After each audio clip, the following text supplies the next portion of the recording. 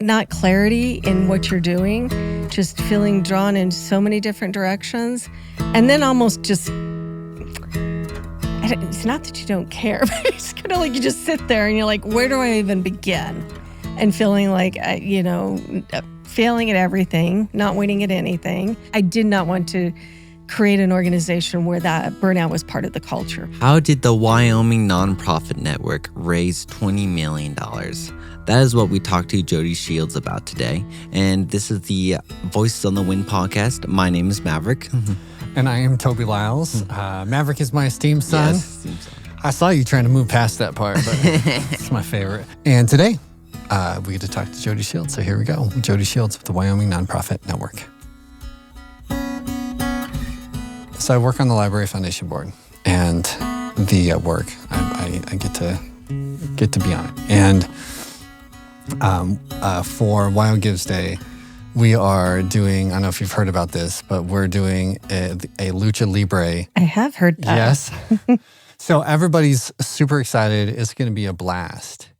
That's where we're at. We've got this, nonprofits doing huge events to raise money. And somewhere back before that, you started this so that we're putting on big events. So, so you want to bring us back to what was the spark? What was the first idea that got you connected with the Wyoming Nonprofit Network? All right. Well, we have to go a ways back. Yeah. The idea for a state nonprofit association really started in about 2004-05. Okay. So we're going way back. Okay. Under the umbrella of the Wyoming Community Foundation. Okay. So they started an initiative to do some research and some outreach to see what kind of interest there was. There was a committee that was brought together and kind of an affinity group, if you will, to work on that. And what they found was there was a great need for health insurance among nonprofits, still today, but was then. And so they really worked hard to try to find a solution for that, some kind of group plan, some way to buy in together. Were you part of this at all? I was on the sidelines during that. I was an employee of the Wyoming Community Foundation, but wasn't directly working on it. So I kind of watched, from the side. So fast forward, I had transitioned from Laramie to Cheyenne and was working for another nonprofit called Align, and was still doing some work for the Community Foundation on their annual conference. And this topic came up in 2010 and then 2012 again, as there was great interest among nonprofits talking about what is needed among the sector, and it was a collective voice, somehow to represent us as a group. And so with my new nonprofit hat under Align, we did a feasibility study to see was there interest, how could we format this to potentially work. And so from then on, which was always a separate legal organization, we reinvigorated it. So about 2013 is when we restarted membership. That's a great place to dig in just a little bit, if there's something there. Yeah. Because you've got, if I hear you right, this sounds like a great idea, a great organization. What was the original name? We have the Community Foundation. Under that, there was a Wyoming Association. What they called WYNO. WYNO. Wyoming Association Nonprofit Organizations. WYNO. Okay, we got Wyoming. They have this now defunct name, correct? Well, it's still our legal name. Oh, yeah. okay, We just do business as Wyoming. So we rebranded. Rebranded. Better name instead of WYNO. Yeah, we rebranded and really managed the expectations on the health insurance. I mean, the health insurance question has never gone away in this, two decades? Something like that. But we knew that was going to be, we researched that again, realized there was just a lot of challenge to come up with any solution that was going to be viable and affordable. And so really went to the nonprofit communities, and it really was about a collective voice, someone, an advocate for the sector, and someone to coalesce around information and training and support for the sector as a whole. Mm-hmm. So So you've got, just to be clear, you're having conversations and probably taking polls or surveys of some sort. And every time you're talking with nonprofits, they're like, we're killing it in one area. We're helping people out. We're rescuing dogs. We're doing whatever we're doing. But we can't get health insurance for our employees. Right. And you're hearing that over and over again, along with the... And we don't have an answer. Well, we kind of have an answer today, but not, perfect answer. But really became more about training, resources, distribution of information to the sector as a whole, building relationships. And I really dedicated about a third of my time while I was at Align doing consulting with nonprofits as well. Okay. To the Wyoming Nonprofit Network. Okay. So it was a real slow growth from about 2013 to 2017. Slow, steady growth. People checking us out, saying, is the benefit of membership worth it? Somebody needs to make a call to some people. Somebody needs to say, hey, we should start this up. And we need to call some friends and get this going. And we need to, there's a demand. So we're going to, how, was it just a friends in a board meeting one time or, board members? And you guys were like, no, we need to turn this up. Yeah, it was an assessment of what resources were out there for nonprofits like this in the state. And there are some communities that have some local resources. Like Sheridan has a Center for Vital Community at Sheridan College that does some of, the nonprofit support work. Community Foundation of Jackson Hole does some workshops and support for nonprofits and some different initiatives. But there was a lot of space where there wasn't those kind of local resources. It's important to make sure you're not duplicating efforts. Yeah. So the first people I talked to was the Center for Vital Community and the Community Foundation Jackson Hole, which hadn't been involved before as well. Right. But to outreach to those partners, say, hey, this is what we're looking at. How do we partner on some things? What have you done? Have you been successful locally? How can we take that statewide? So you never, want to duplicate. But if there's a true need, and then, the revenue model for this particular type of organization is mixed. And so it had to be slow growth because we didn't get one big grant to get this going. It was a small grant here and there and membership revenue. So having it under an umbrella of another nonprofit, Align, allowed us to what I would call incubate it. Okay. We didn't have to have full-time staff.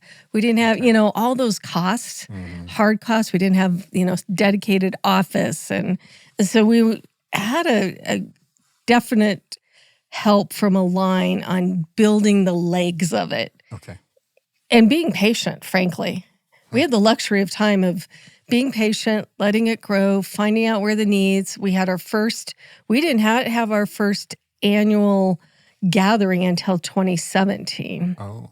And so we just did to remind me, the Wyoming Nonprofit rebranding was in 2012, 2013. Okay. Yeah. So it was even a while before we pulled the trigger on a big conference. Okay. And that really and then we were able to put some more resources in the organization around 2017 and started growing momentum. You got some grants or? We had additional support from Align, so I was allowed in shifting of some responsibilities Align to dedicate more of my time on it, and then some additional support staff time. Yeah. And this was all in kind too. So with a very small contract. So really allowing it to incubate and grow. And it's kind of, it's like your child, it's not ready. Yeah. It's not ready for, being on its own yet. I think it took some time for people to get to know us under this new brand. And I would say there was a lot that maybe weren't totally aware of Wayno in the earlier iterations. Yeah. So awareness. Staff turns over, leadership turns over. So some of the same people weren't around. And so it's definitely always telling your story, your mission, outreach, and relationships that were important. The rebranding was really quite easy. I mean, because it was kind of a pause and then we started. So it kind of was a natural progression, I would say. And then having a really strong board that represents the sector, informing our decisions was key. Okay. So you had them on your board. Had them on our board, had representations. Yeah. They were our ears and eyes and at the first level. And then, Besides the healthcare, what were some of the biggest concerns that you were hearing at the beginning? I think the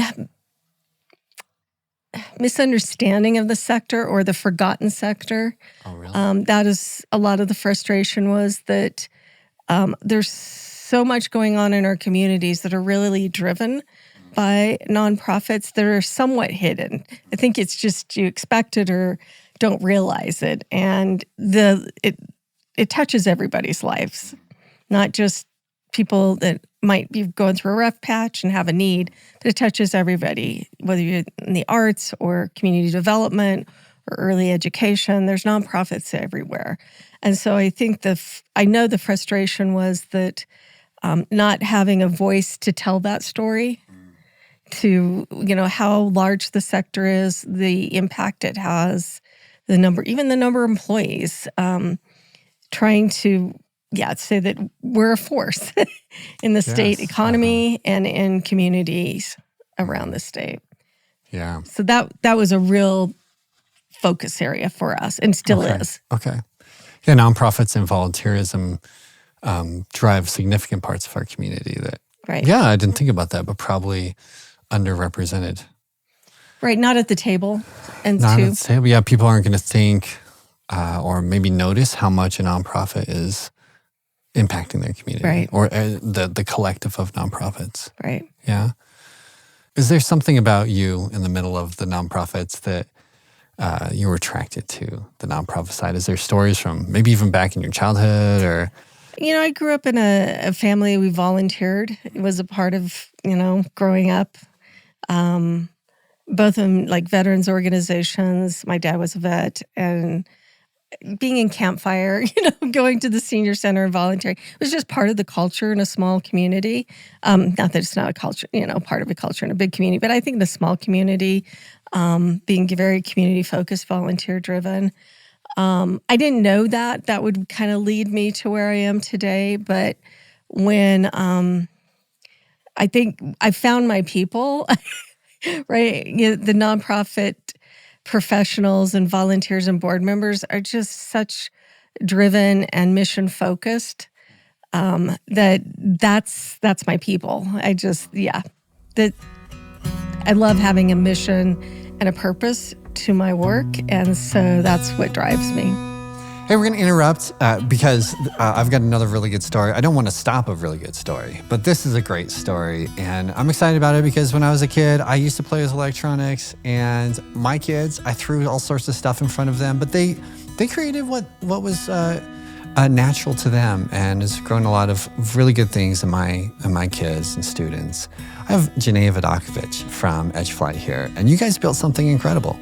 Yeah, we built the CubeSat kits, and the great thing about the CubeSat kits is it does engage the student in curiosity. It engages the child, say, hey, is there something else here that I can do, that I can create? And that creativity goes along with the STEM is part of what I really like about that, the engineering and even mechanical, and that they can use their own way of looking at it as well, which I think also does the curiosity. As maybe this is the way I can do it, and create their own, even though they have the kit there and it's good, but it also engages them. I think that's the best part. It engages them. Yeah, engages their mind, their curiosity. Yes. I just think that's so cool. If someone's going to grab one of those, where do they go? edgeflight.com/VOTW. So you've built a board. It sounds like there's been studies done that make it very clear that we need somebody to represent the nonprofits. And then you begin building for 5 years-ish. Yeah. what was that build? Thankfully, you can go slow. You've got some external funding in line, which is just a great way to build. Yeah. What was that? What were some of the things the team was doing to build this? Until I was able to put more of my time into it, it was rough we had slow, steady growth, but it's like anything. It's like a plant. If you don't water it and give it sunshine and, feed it, it's not going to grow. And so while it became very evident that to be successful, we were going to have to invest more resources into it. And that's just what happened. We invested more time and resources into the organization. How did you know? You had to, because you've been building for a few years, right? Yeah, building for a few years. But it just didn't have the energy? There was always the need. It was trying to balance the time to devote to it. The need was always there. So it always called, like any good nonprofit. Yeah, it was calling. Ask more. Yeah, yeah, it was calling. I need more. I need more.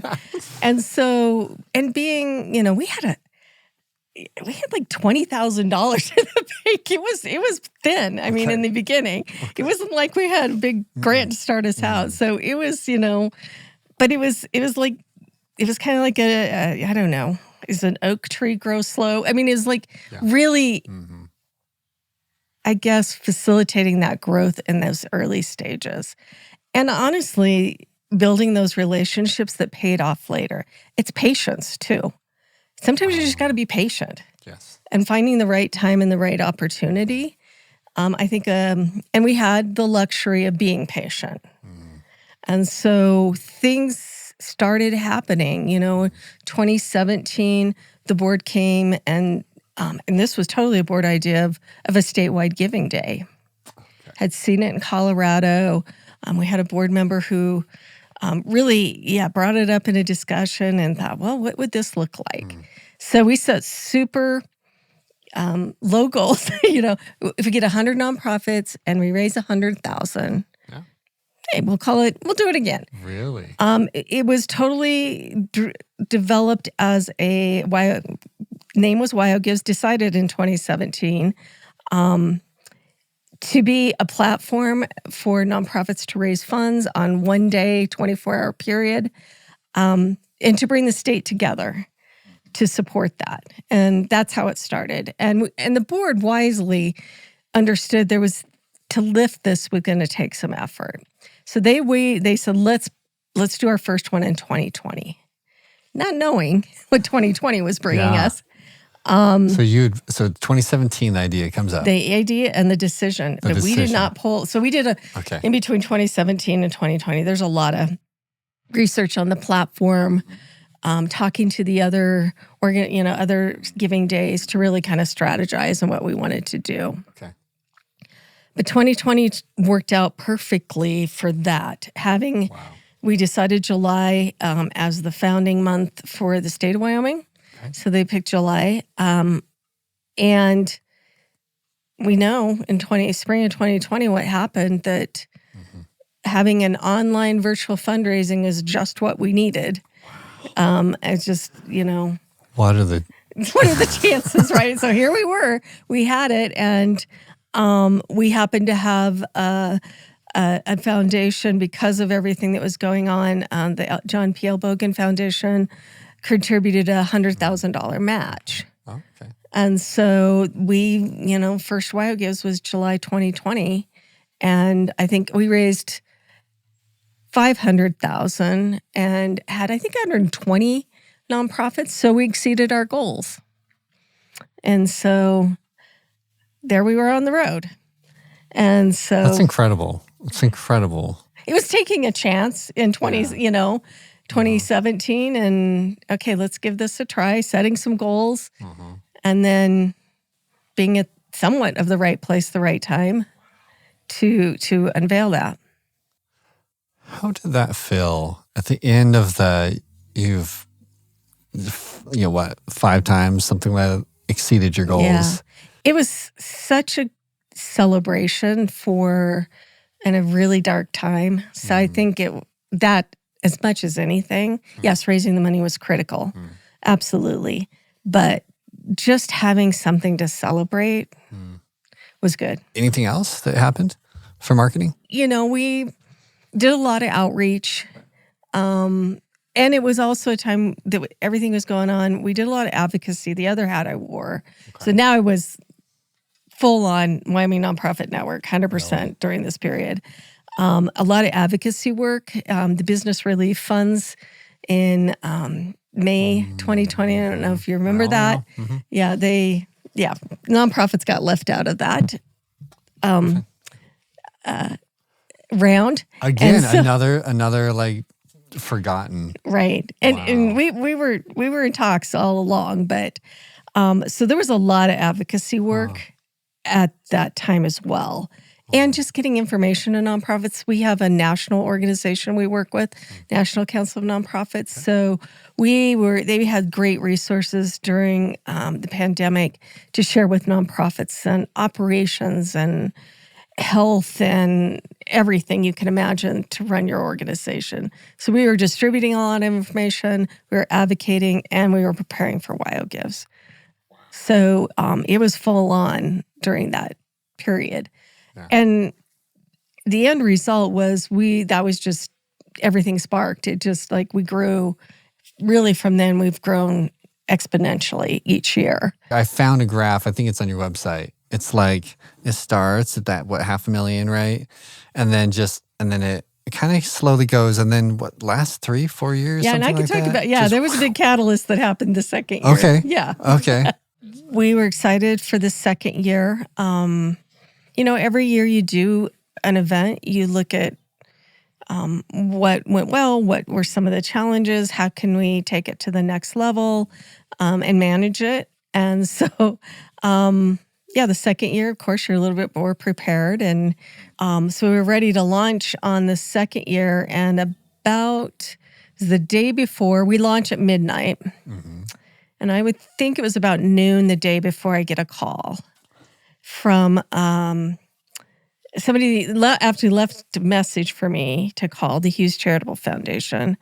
And so I called back, and the person there said, the Hughes family is interested in doing a match for WyoGives. And that's great. Mm-hmm. Could you handle it? Because it would be for this year, which is 12 hours? Or wow. $1 million. And yes, we would. We would, so. That's what you just say yes. You say yes. You say yes to things like that. And so their incredible generosity, and honestly, new to us. They were a new foundation in Wyoming. Wow. And so completely out of the blue. But had we not done the first one, they probably wouldn't have found us, right? Yes. And so get this wonderful call, and yes, we'll figure it out, right? And so I probably didn't sleep for 2 days. No.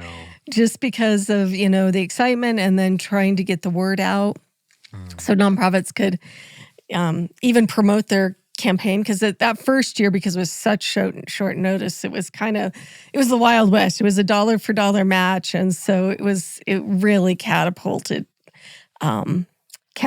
things. So yeah, that just, you put $1 million on that giving day, and it just creates that much more excitement. First 6 years, we've raised over $20 million with that $1 million pool each year since 2021. Wow. So, and I love seeing the number of donors increase each year, the number of new donors to new organizations. And so it's just super exciting. Last year, we had over 400 nonprofits participating. It's a lot of work, I'm not going to lie, but it is a lot of fun too. Typically, there's, as we grow like this, somewhere in the middle, there's often struggles, especially with the rapid growth that you had. Was there anything with the WyoGives or Wyoming Nonprofit Network that just there was difficult? There was a period, definitely, as it grows, it takes more time. As you become more known, your demand for your services increases. It's funny how that happens. Yeah. And it's good, but it's also challenging. There's only so many hours in a day, only so many days in a month and a year. And so there was definitely burnout for me in terms of trying to wear too many hats with the current, organization that had incubated it, which I was vice president at, and being fair. That was aligned. Yeah, align and being fair to that work and their mission and those clients I worked with, and then working on the network as well. So it just really came to a point where you have to make the leap that the network had gotten to a point where it was ready to be not a management contract but its own staff, and its own, because it needed that kind of model, the specific staff. To do that kind of work. And so with the help of Align and then a couple of foundations, the Hughes Charitable Foundation again, John P.L. Bogan Foundation, the Wyoming Community Foundation, I have really great partners there, and there's some additional ones now, that we were able to take the leap in 2024. I became a full-time employee of the Wyoming Nonprofit Network and hired 3 people. Wow. At once. Incredible. Yeah. Massive. But you've been growing so quickly. Right. Take us back to the right before you swapped that and you're working at Align. Essentially, it sounds to me like you're doing 2 nonprofits. Mm-hmm. I've worked for a nonprofit before, and you can never have enough time. You never have enough time. I've never worked for 2 nonprofits at the same time. Right. How did that feel for you? I think there was a lot of synergy in both of them. There's some related helpful work, but I think being fair to each organization and that mission and the constituency you're serving there, I think you have to be fair about that. And it's hard to, you can't be master of, I don't know. Yes. Master of everything, like doing a lot of different things, but not doing anything super well because you're too spread out. And I really became that. I was like, I'm too spread out. I don't have the time I need to work if I'm working with a client on consulting or I'm working in management, that it really just became clearly evident that it was time. And it was time for Align too, to really, shift some of the resources it had invested in the network and to some other areas. And so it was perfect timing. It was perfect timing to close that chapter, move to the next chapter. So I remember one time building a business, and then I was doing some volunteering on the side, and I think I'd started like 2 other things. And and my email began piling up for my business, but I was like, I got it, I think I dropped 2 or 3 critical emails in that season. I had to go back, clear it up, but I made the mistake of having too many things, and I still see that email list in my mind. Oh yeah. And so when I start to get that level of those, level of important emails or whatever you want to call it, tasks, saying, oh, that's 2 hours, that's 4 hours, that's it's like a warning sign for me because I had that experience. Do you remember? Just a lot of folks deal with the burnout. Do you remember warning signs for you, or just the feeling of that? I had been working on it, and I had found the national organization we're part of had brought a speaker on burnout. And so I connected with them and did some work with them, and really just feeling that not clarity in what you're doing, just feeling drawn in so many different directions. And then almost just, it's not that you don't care, but it's kind of like you just sit there and you're like, where do I even begin? Yeah. And feeling like, failing at everything, not winning at anything. I think you can get to a point of resentment too. That's one thing I learned in the burnout is, don't get to that point of resentment of whatever's pulling on your time. But a lot of it's driven by your own, sometimes by a culture in your organization. I can't say that was the case, but sometimes a culture and organization will drive it. But also your own tendencies to, I come from a very work-focused background and family where we had our own businesses and, you work all the time. And so that kind of driven mentality was innate in me. But I did not want to create an organization where that burnout was part of the culture, where everybody's burning out. So we talk a lot about smart growth and it's not good for anybody. You have to make choices and you have to make priorities, and you can't do everything. Right? So you can't do everything. Right. You want to. A message I still resent, but yeah.